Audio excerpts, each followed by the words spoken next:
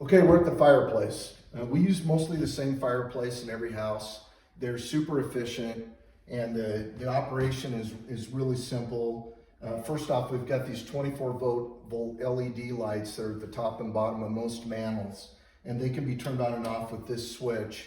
They use almost no energy. The transformers for these lights are actually under the floor of the house in most cases. On two-story homes, you'll find them like in the bathroom under the sink. You'll see a black box in there, and that's what it is. It's the transformer for the 24-volt lights.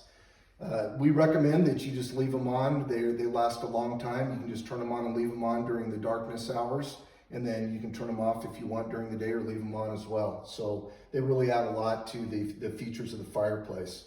On the fireplace itself, it's a one-button start. You just turn this on. There's no running pilot light in there anymore. It's what they call an instantaneous pilot. And if it doesn't come on right away, you can turn this off, wait a few seconds, and it has to prime itself to light. And I can see it sparking in there, the flame's on, and now it's gonna start up. And so if it's been sitting for several months, you may have to prime it a couple times to get it to light off. There's a couple of adjustments that you can do here. You lift up on this screen, lift out at the bottom, and then the screen itself comes out, just like this.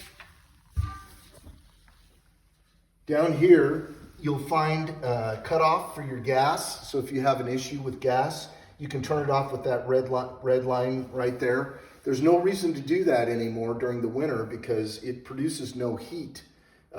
Once it's off, there's no gas flowing. So there's really no reason to ever touch that valve unless somebody's servicing the fireplace.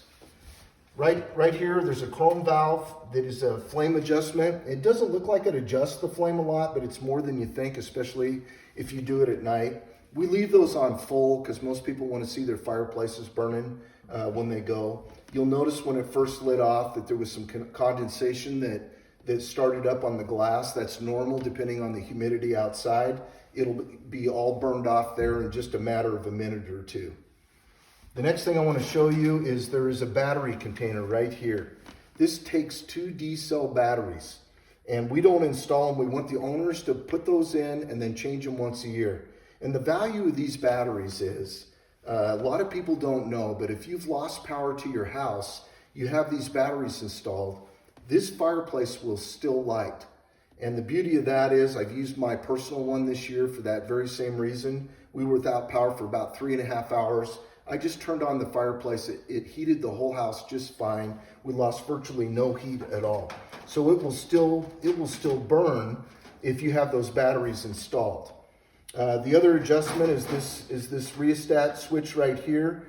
We leave the fans on at about 2/3. The fan rheostat the fireplace is way more efficient if the fan is running at some level. So we leave it on about 2/3 because on high it can be really annoying. It's just loud and you notice it. But on 2/3 it's just a really nice quiet fan, and it will blow hot air around the chamber, and it will be way more efficient if you do it that way. There is an off position in this block, and if you click it to off and turn it back on, the fan will not restart until it's completely cooled down, and then it restarts the sequence again. So the way this works is you turn your fireplace on. Once the temperature inside the box gets to 160 degrees, this fan will automatically start. And then when you get ready to go to bed at night, you just switch this off. As soon as this cools down to 160 degrees and below, the fan will automatically stop. So it's a great system. It's very efficient and easy to use. And that covers the fireplace.